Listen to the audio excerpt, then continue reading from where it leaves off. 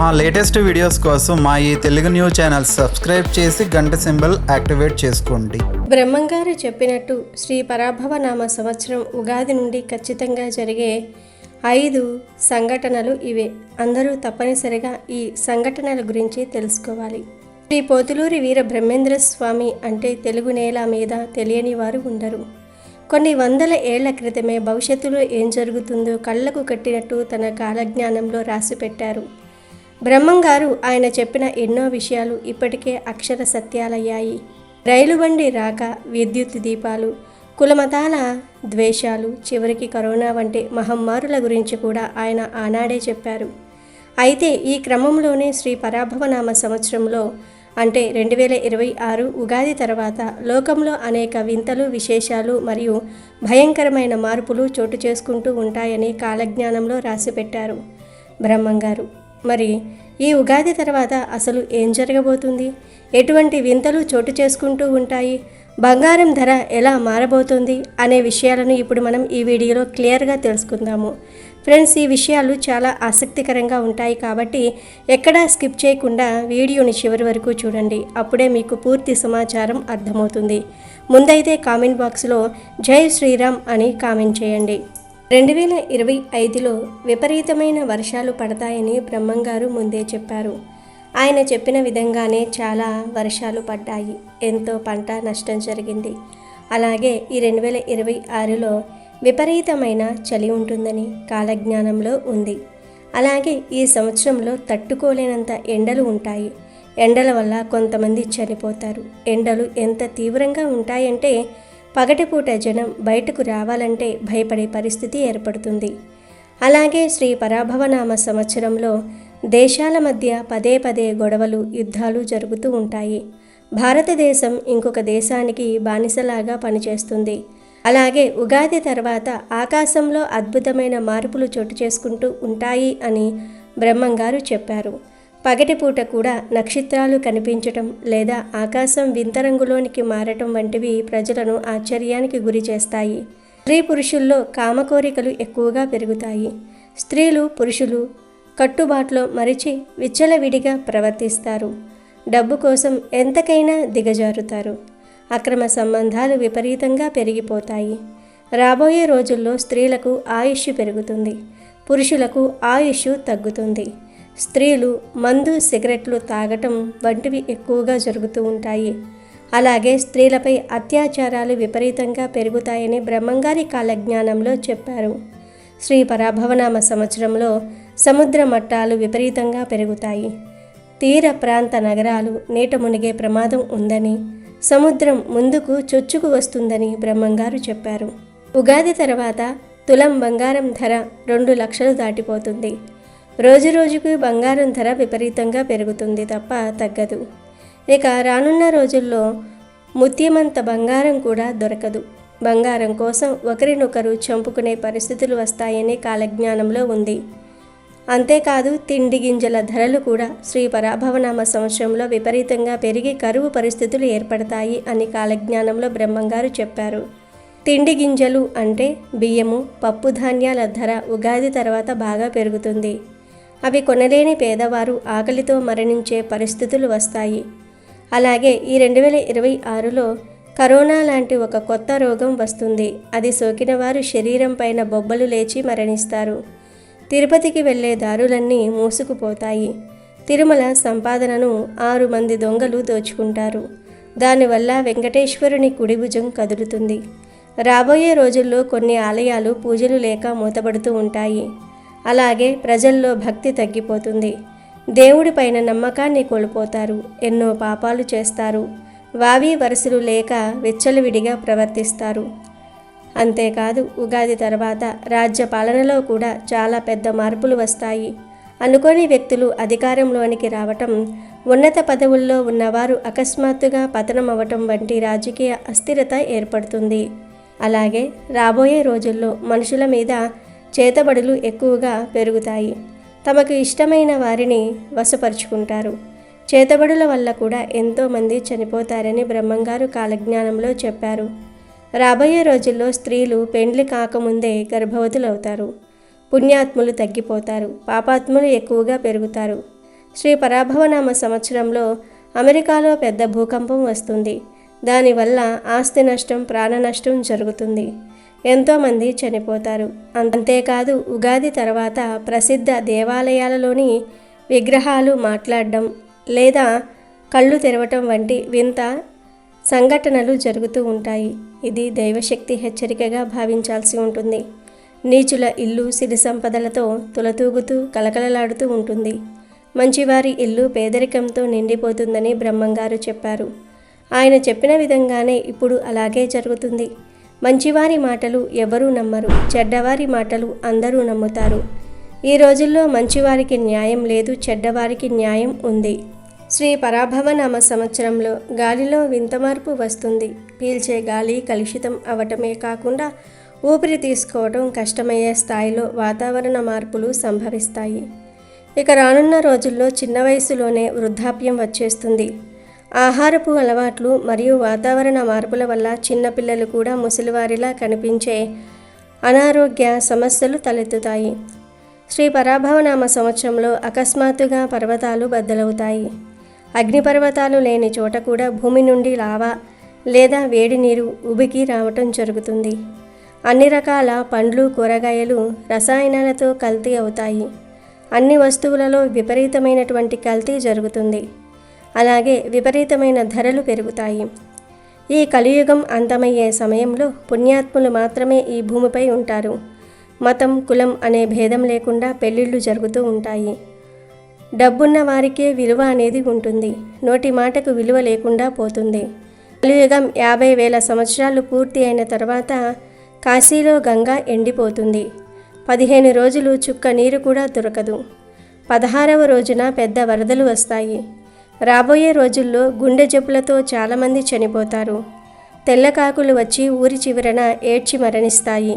అది చూసిన వారు పిచ్చివారవుతారు. వారికి మాటలు రావు. వేప చెట్టుకు మామిడికాయలు కాస్తాయి. చింత చెట్టుకు మల్లెపూలు పూస్తాయి. పంది కడుపులో ఏనుగు పుడుతుంది. ఏనుగు కడుపులో పంది పుడుతుంది. శ్రీ పరాభవనామ సంవత్సరంలో నీటి కొరత ఏర్పడుతుంది. మంచినీరు దొరకటమే మహాభాగ్యంగా మారి నీటి కోసం యుద్ధాలు జరిగే అవకాశాలు ఉన్నాయని బ్రహ్మంగారు చెప్పారు. దొంగ స్వాములు ఎక్కువ అవుతూ ఉంటారు. ప్రజలను దోచుకుంటారు. పిల్లల్ని కని రోడ్డు మీద వదిలేస్తారు. ఈ ప్రపంచం మొత్తం రాను రాను అనాథ పిల్లలతో నిండిపోతుంది. భూమి లోపల నుండి విచిత్రమైన జీవులు బయటకు వస్తాయి. ప్రతి ఊరి చివరన గద్దలు గుంపులుగా చేరి ఏడుస్తాయి. దాన్ని చూసిన వారు రక్తం కక్కుకు చనిపోతారు. ఈరోజు విచిత్రమైన అరుపులు వినిపిస్తాయి. దక్షిణ దిక్కున రామచిలుక మనిషిలాగా మాట్లాడుతుంది. దీనిని చూసిన ప్రజలు ఆశ్చర్యపోతారు. శ్రీ పరాభవనామ సంవత్సరంలో ఒక పౌర్ణమి రోజు ప్రతి ఊరిలో కుక్కలు ఏడుస్తూ చనిపోతాయి. ఆ కుక్కలను చూసిన వారు రక్తం కక్కుతూ అక్కడే చనిపోతారు. ఆ రోజు దేవాలయాలలో దేవుళ్ళు మాయమైపోతారు. రాబోయే రోజుల్లో కులాలు, మతాల మధ్య గొడవలు జరుగుతూ ఉంటాయి. మనిషి కోపానికి హద్దు అదుపు ఉండదు. ఒకరినొకరు కొట్టుకుంటారు. భారతదేశంలో ప్రతి గుడిలో అపచారాలు ఎక్కువగా జరుగుతూ ఉంటాయి. దేవుళ్ల పేరు మీద ప్రజల దగ్గర ధనం దోచుకుంటారు. రాబోయే రోజుల్లో అఘోరాలు మనుషుల్లోనికి వచ్చి తిరుగుతూ ఉంటారు. దానివల్ల చాలామంది ప్రజలు భయపడుతూ ఉంటారు. అలాగే ఒక అమ్మాయి ఒకేసారి 7 మంది పిల్లలకు జన్మనిస్తుంది. అలాగే భవిష్యత్తులో 6 నెలల బాలుడు పాట పాడుతాడు అని కాలజ్ఞానంలో ఉంది. రానున్న రోజుల్లో భ్రమరాంబ పట్టుచీరకు చెదులు పడతాయి. మల్లికార్జునుడి గుడిలో పొగ మంటలు ఎగిసి పడతాయి అని బ్రహ్మంగారు చెప్పారు. స్థిర నివాసం అన్నది లేక ప్రజలు ఒక చోటు నుండి ఇంకొక చోటుకి సంచరిస్తూ ఉంటారు. అలాగే 2026లో విజయవాడలో ఉన్న కృష్ణా నది నీరు కనకదుర్గమ్మ ముక్కు పుడకను తాకుతుందని బ్రహ్మంగారి కాలజ్ఞానంలో ఉంది. ఒకవేళ జల ప్రళయం ఏర్పడి లేదా ఏదైనా భూకంపం వచ్చి నాగార్జున సాగర్ డ్యాం బీటలు పడితే కృష్ణానది నీరు వచ్చి ఇంద్రకీలాద్రిని తాకే ప్రమాదం ఉంటుంది. కనుక దుర్గమ్మ ముక్కు పుడకను కృష్ణానది తాకితే మాత్రం ఎన్నో ఊహించని ప్రమాదాలు జరుగుతాయి. ఏనుగులు పంది పిల్లల్ని కంటాయి. పందులు కోతుల్ని కంటాయి. అంతేకాదు మక్కా మసీదులో నల్లపంది పుడుతుంది. ఆ పంది వలన మహమ్మదీయుల మధ్య గొడవలు చెలరేగుతాయి. ఆ పందిని పట్టుకోవాలని ప్రయత్నించినప్పుడు అది విజయవాడ కృష్ణానది దగ్గరకు వచ్చి మాయమవుతుంది. అని బ్రహ్మంగారు కాలజ్ఞానంలో చెప్పారు. 7 ఏళ్ల పసిబాబు భవిష్యత్తు గురించి చెప్తాడు అని కాలజ్ఞానంలో ఉంది. ఇది ఆల్రెడీ జరిగిపోయిందేనని చెప్పుకోవచ్చు. ఎందుకంటే 2020లో కరోనా వస్తుందని అభిజ్ఞ ఆనంద్ ఫ్యూచర్ని అంచనా వేసి చెప్పాడు. అంతేకాదు అభిజ్ఞ చెప్పిన ఎన్నో విషయాలు నిజమయ్యాయి. ఇది ఖచ్చితంగా అభిజ్ఞ గురించే అని మనం అర్థం చేసుకోవచ్చు. మజ్జిగ కంటే కళ్ళు మంచివి అని చెప్పి ప్రజలు మజ్జిగ తాగటం మానేస్తారు, కళ్ళు ఇష్టంగా తాగుతారు అని కాలజ్ఞానంలో ఉంది. వావి వరసలు మర్చిపోయి కూతుళ్ళు కొడుకులు కన్న తల్లిదండ్రులను చంపుతారు. అలాగే తల్లిదండ్రులే పిల్లలను కడతేరుస్తారు. మానవ సంబంధాలు దెబ్బతింటాయి. ఒకరి భార్యను మరొకరు వశపరుచుకుంటూ ఉంటారు. స్త్రీ పురుషులు కామపీడితులు అవుతూ ఉంటారు. అక్రమ సంబంధాలు పెట్టుకుని భర్త భార్యను చంపుకుంటారని కాలజ్ఞానంలో ఉంది. అంతేకాదు కొన్ని ప్రాంతాలు జలమయం అవుతాయి, మరికొన్ని ప్రాంతాలు కొత్తగా ఆవిర్భవిస్తాయి. అంతేకాదు దేవాలయాలపై దాడులు జరుగుతాయి. చాలా దేవాలయాలు భక్తులు రాక శిథిలావస్థకు చేరుకుంటాయి. కొన్నేళ్లకు పూజారులు కూడా దేవాలయాలను వదిలేసి తమ వృత్తిని వదిలేసి వేరే వృత్తిలోనికి వెళ్ళిపోతారు. దేవుణ్ణి పూజించేవారు కరువవుతారు. ప్రజలు ఉన్న పలంగా ఉద్యోగాలు కోల్పోతారని, రోడ్డున పడతారని కాలజ్ఞానంలో ఉంది. స్త్రీ పురుషులు ప్రేమలు స్వేచ్ఛ అనే పేరుతో చేయకూడని పనులెన్నో చేస్తారని బ్రహ్మంగారు చెప్పారు. ఈ విషయం గురించి మనం ప్రత్యేకంగా చెప్పుకోవలసిన అవసరం లేదు. అలాగే ఈ సంవత్సరంలో ఇంకో కొత్త రోగం పుట్టబోతుంది. రోగం వలన శరీరం పైన బొబ్బలు వచ్చి చాలామంది మనుషులు మరణిస్తారు అని కాలజ్ఞానంలో ఉంది. ఒక అమావాస్య నాడు తిరుమల కొండపైన శ్రీ మహావిష్ణువు ప్రత్యక్షమవుతాడు. ఇక దేవతా వృక్షమైన వేప చెట్టుకు మామిడికాయలు కాస్తాయి, అలాగే చింత చెట్టుకు మల్లెపూలు పూస్తాయి అని బ్రహ్మంగారు చెప్పారు. అదేవిధంగా రాబోయే రోజుల్లో ఒక పెద్ద తుఫాను ఏర్పడుతుంది. ఈ తుఫాను ప్రభావంతో టవర్లన్నీ కూలిపోతాయి, ఫోన్లు కూడా కొన్ని రోజులు పనిచేయవు. రాబోయే రోజుల్లో శత్రువులు పెరిగిపోయి ఒకరిపైన ఒకరు చేతబడులు చేసుకుంటూ ఉంటారు. అతిగా తినటం అలాగే అతిగా నిద్రించడం వల్ల అనేక కొత్త రోగాలు ఏర్పడతాయి. దుర్మార్గులే రాజులుగా మారుతారు. మంచి ప్రవర్తన కలవారు అపనిందలను ఎదుర్కొంటారు. దుర్మార్గులు అబద్ధాలను ప్రచారం చేసి నిజాలను కప్పిపుచ్చుతారు. దాని వలన మంచివారు భయంకర కష్టాలను అనుభవిస్తారు అని బ్రహ్మంగారు చెప్పారు. అంతేకాదు గ్రామాలలో పట్టణాలలో నెత్తుటి వాన కురుస్తుంది. బ్రహ్మంగారి కాలజ్ఞానం ప్రకారం ఇందులో కొన్ని జరిగాయి, కొన్ని జరగబోతూ ఉన్నాయి. ఆయన చెప్పిన ప్రతి ఒక్కటి 100కు 100% ఖచ్చితంగా జరుగుతుంది. బ్రహ్మంగారు భవిష్యత్తు గురించి చెప్పిన ఈ విషయాలన్నీ మనల్ని భయపెట్టడానికి కాదు, రాబోయే కష్టకాలానికి సిద్ధంగా ఉండమని మరియు ధర్మ మార్గంలో నడవమని హెచ్చరించడానికి మాత్రమే. ఇక ఇప్పుడు బ్రహ్మంగారు చెప్పిన వాటిల్లో ఆల్రెడీ జరిగిన వాటి గురించి ఒక్కసారి తెలుసుకుందాం. 2023లో ఇరు ప్రాంతాల మధ్య యుద్ధం కొనసాగి దేశాల మధ్య చిచ్చు పెడుతుందని బ్రహ్మంగారు తెలిపారు. ఆయన చెప్పినట్లుగానే రష్యా ఉక్రెయిన్ మధ్య వివాదం దేశాల మధ్య ఒక పెద్ద చిచ్చుగా మారి ఇంకా కొనసాగుతుంది. పొడవాటి డ్రాగన్ మిత్రత్వం అనే వంచన చేసి శత్రువులను దెబ్బతీయాలని చూస్తుంది అని కాలజ్ఞానంలో ఉంది. బ్రహ్మంగారు చెప్పినట్లుగానే నిజంగా డ్రాగన్ దేశం అయిన చైనా దేశం మన భారతదేశంలో మిత్రత్వం అనే వంచనను ఉపయోగించి ఎన్నోసార్లు దెబ్బతీయాలని చూసింది. అలాగే వేరు ప్రయాణ చక్రాలు ఢీకొని పెను భయంకర ప్రమాదం సృష్టిస్తుందని బ్రహ్మంగారు తెలిపారు. ఇది ఆంధ్ర సరిహద్దుల్లో జరిగిన ఇరు రైళ్లు ప్రమాదాన్ని మరియు దేశంలో ఇటీవల జరుగుతున్న రైలు ప్రమాదాలను సూచిస్తుంది. అడవి మృగాలు దేవాలయ ప్రాంగణంలో ప్రవేశించి మానవుల్ని చంపుతాయని కూడా బ్రహ్మంగారు చెప్పారు. ఇది కూడా బ్రహ్మంగారు చెప్పినట్లుగానే జరుగుతూ వస్తుంది. రీసెంట్గా చూసుకున్నట్లయితే ఈ సంఘటన చాలాసార్లు మన భారతదేశంలో తిరుమల కొండపై చోటు చేసుకుంది. అంతేకాదు నాస్తికత్వం ప్రబలుతుంది అని బ్రహ్మంగారు బలంగా చెప్పారు. ఆయన చెప్పినట్లుగానే తమిళనాడులో జరిగిన యాక్టివిటీస్లో సనాతన ధర్మాన్ని వ్యతిరేకిస్తూ అనేక కామెంట్స్ని ఒక రాజకీయ నాయకుడు సభలో బహిరంగంగా మీడియా ముందు తెలిపాడు. అంటే బ్రహ్మంగారు చెప్పింది జరిగినట్టే కదా.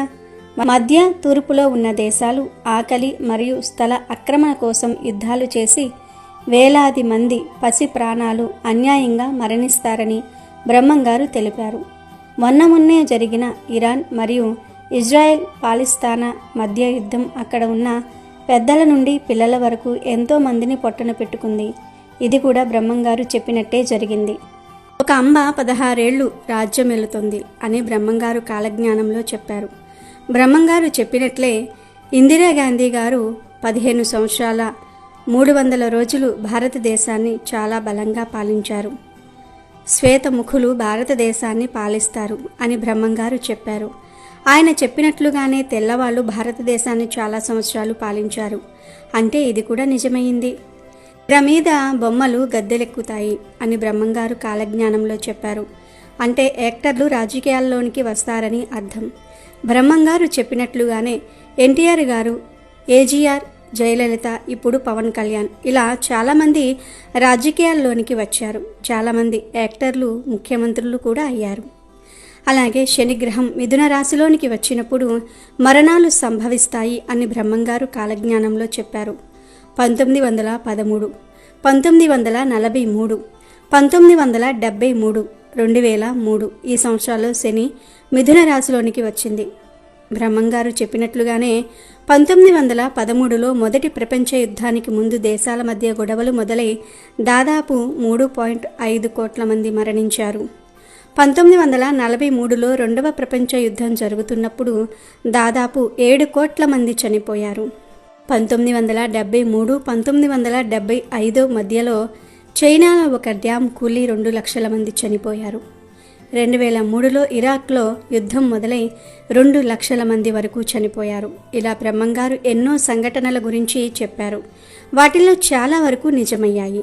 గట్టివాడైన పొట్టివాడు దేశాన్ని పాలిస్తాడు అని, ఆకాశంలో పక్షి వాహనాలు కూలి మరణాలు సంభవిస్తాయని, హైదరాబాదులో తుర్కషులు హిందువులు ఒకరికొకరు చంపుకుంటారు అని, జనసంఖ్య విపరీతంగా పెరుగుతుందని, విచిత్రమైన యంత్రాలు వస్తాయి కానీ చావు పుట్టుకను కనిపెట్టలేరు అని, ఇలా మనం ఇప్పుడు చూస్తున్న ఎన్నో వింతలు విచిత్రాల గురించి బ్రహ్మంగారు అప్పట్లోనే కాలజ్ఞానంలో రాసిపెట్టారు. వీడియో నచ్చితే లైక్ చేయండి, షేర్ చేయండి, బట్ సబ్స్క్రైబ్ చేసుకోవడం మర్చిపోవద్దు.